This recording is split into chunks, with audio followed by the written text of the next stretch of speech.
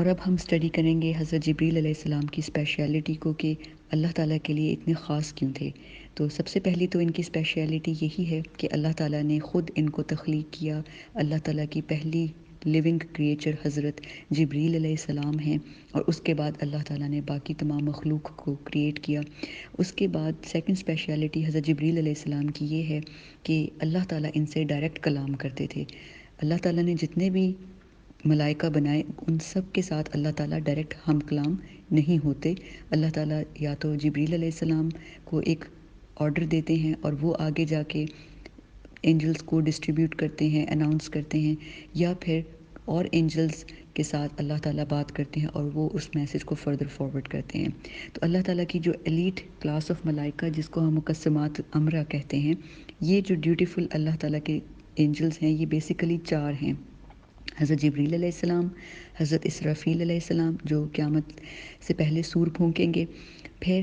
جو ملک الموت ہیں، اور پھر حضرت میکال جن کو میکائیل بھی کہتے ہیں، عربک میں میکال کہتے ہیں۔ تو میکال علیہ السلام یہ اللہ تعالیٰ کے وہ خاص 4 فرشتے ہیں جو جن کے ساتھ اللہ تعالیٰ ہم کلام ہوتے ہیں۔ لیکن کئی مرتبہ ایسے بھی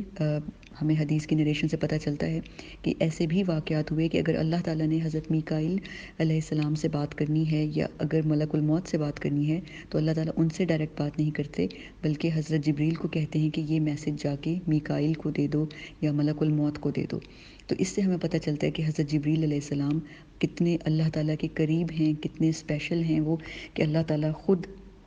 ان کے ساتھ ہم کلام اس طرح سے ہوتے ہیں۔ تو یہ اللہ تعالیٰ نے جو ان کو اسپیشلٹیز دی ہیں، اس کے علاوہ ایک اور بات جو ہمیں سورۃ البقرہ کے اندر پتہ چلتی ہے کہ اس کے اللہ تعالیٰ کی جو محبت ہے حضرت جبریل علیہ السلام کے لیے، وہ ہمیں سورۃ البقرہ میں پتہ چلتی ہے۔ اللہ تعالیٰ سورۃ البقرہ کی آیت نمبر 97 اور 98 میں ہمیں حضرت جبریل علیہ السلام کا اور تمام ملائکہ کا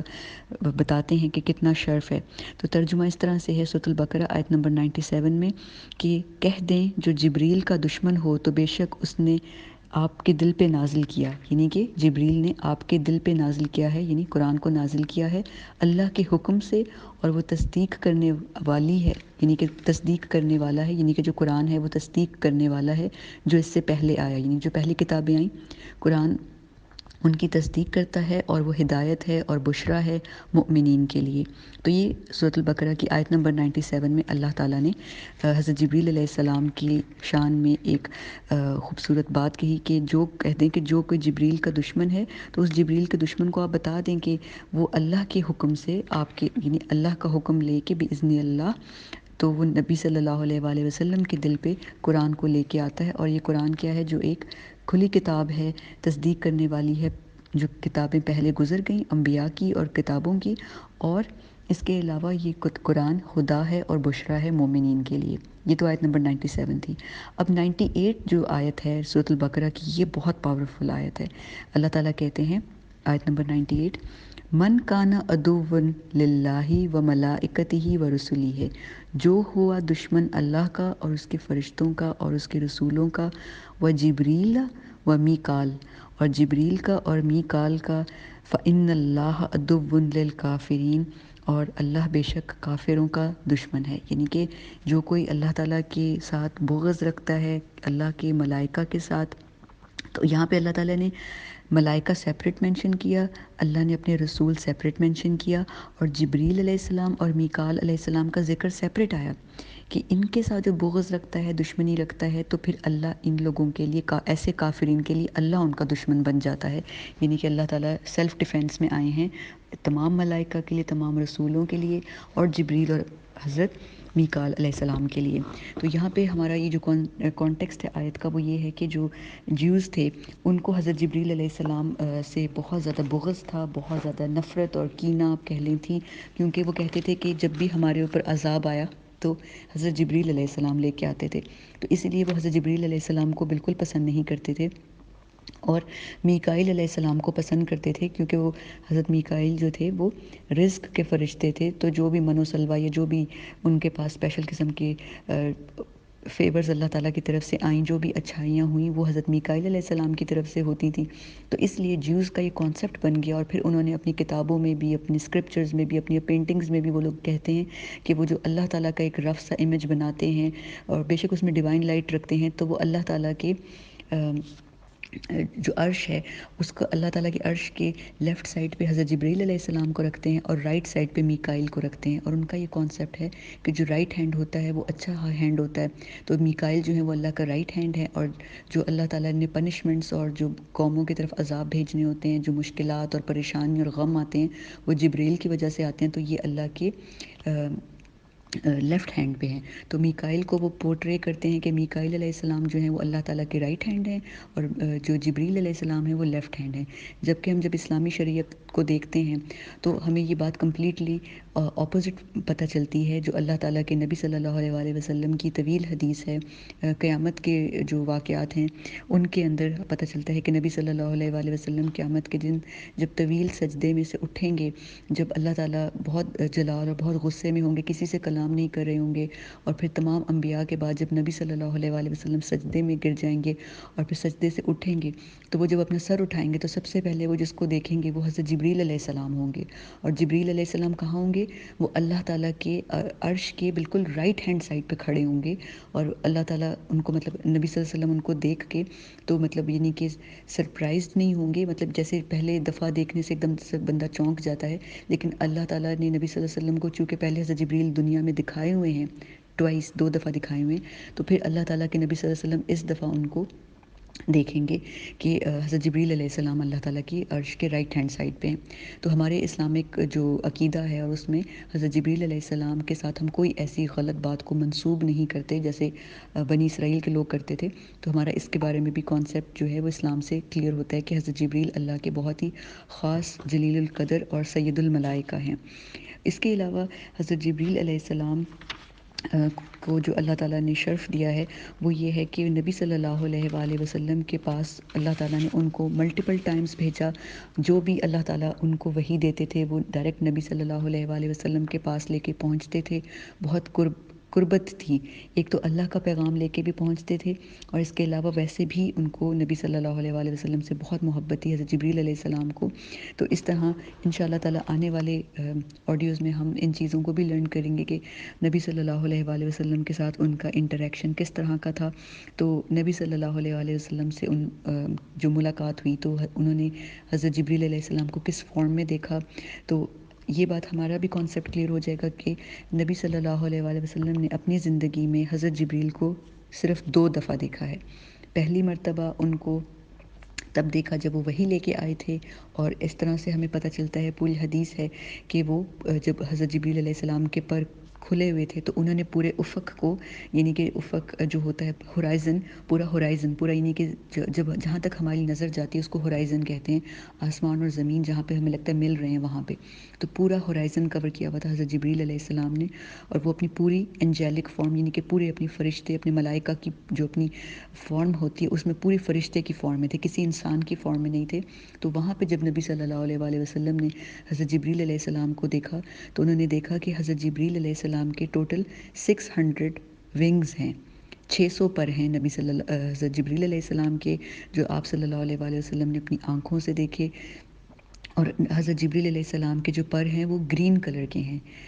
اور ان پروں میں سے کانسٹنٹلی لگاتار روبیز اور پرلز جو ہیں وہ گر رہے ہیں. جیسے ہم دیکھتے ہیں نا واٹر فال ہوتی ہے، آبشار، تو اس میں سے کانسٹنٹلی پانی گر رہا ہوتا ہے، پھر وہ ریسائیکل ہو کے اوپر جا رہا ہوتا ہے. تو اسی طرح حضرت جبریل علیہ السلام کے 600 گرین کلر کے پر ہیں، اور یہ جو پر ہیں ان میں سے مونگیا، موتی اور روبیز جو ہوتے ہیں وہ کانسٹنٹلی گر رہے ہیں. یعنی کہ کتنے خوبصورت ہوگی حضرت جبریل علیہ السلام کی فزیکل اپیرنس، کتنے وہ حسین ہوں گے جن کو اللہ تعالیٰ نے اپنے خاص قسم کے ایک نور سے تخلیق کیا. تو یہ ہمیں بات جو ہے سورۃ النجم میں بھی پتہ چلتی ہے. سورۃ النجم کی آیت نمبر 7 میں اللہ تعالیٰ بتاتے ہیں کہ افق الاولیٰ، افق اعلیٰ پہ حضرت جبریل علیہ السلام کو دیکھا تھا حضرت محمد صلی اللہ علیہ وآلہ وسلم نے، اور سیکنڈ ٹائم ان کو آیت نمبر 14 میں اللہ تعالیٰ کہتے ہیں سورۃ النجم کی، سیکنڈ ٹائم سدرۃ المنتہا پہ دیکھا تھا اللہ تعالیٰ کے نبی صلی اللہ علیہ وسلم نے حضرت جبریل کو فل انجیلک فارم میں، کہ سدرۃ المنتہا پہ حضرت جبریل پوری اپنی اینجل فارم میں آ گئے تھے۔ تو حضرت عائشہ بہت ہی زیادہ زور دے کے اس بات پہ صحابہ کرام کو کہتی تھیں کہ ہر دفعہ حضرت جبریل علیہ السلام نبی صلی اللہ علیہ وآلہ وسلم کے سامنے نہیں آتے تھے، اور انہوں نے نبی صلی اللہ علیہ وآلہ وسلم کے سامنے صرف وہ 2 دفعہ فرشتے کی کمپلیٹ فرشتے کی فارم میں آئے ہیں۔ اس کے علاوہ جب حضرت جبریل علیہ السلام نبی صلی اللہ علیہ وآلہ وسلم کے پاس وحی لے کے آتے تھے، تو وہ آتے تھے، ایک خاص صحابی ہیں جن کا نام بڑا یونیک ہے، ان کی فارم میں آتے تھے۔ اور حضرت جبریل علیہ السلام کی کا یہ طریقہ کار ہے کہ جب بھی وہ کسی نبی کے پاس آتے تھے یا کسی پیغمبر کے پاس آتے تھے، تو اس قبیلے کا یا اس قوم کا جو سب سے ہینڈسم شخص ہوتا تھا وہ اس کی فارم میں آتے تھے، چاہے وہ حضرت موسیٰ کے پاس آئے ہیں، چاہے وہ حضرت مریم کے پاس آئے۔ اسی لیے حضرت مریم ان کو دیکھ کے ایک دم سے گھبرا گئی تھیں کہ وہ اتنا پرفیکٹ انسان انہوں نے زندگی میں پہلے نہیں دیکھا تھا، اتنا خوبصورت اور گڈ لکنگ ہینڈسم، تو وہ اس لیے گھبرا گئی تھیں۔ اسی طرح حضرت ابراہیم علیہ السلام بھی حضرت میکائیل کو اور حضرت جبریل کو دیکھ کے، کیونکہ بھی ہیومن فارمز میں آئے تھے، انسانوں کی شکل میں آئے تھے، تو ان کو دیکھ کے گھبرا گئے تھے کہ اتنے پرفیکٹ انسان تو میں نے کبھی نہیں دیکھے۔ تو اسی طرح نبی صلی اللہ علیہ وآلہ وسلم کے پاس جب انسانی شکل میں حضرت جبریل علیہ السلام آتے تھے، تو وہ حضرت دحیہ ابن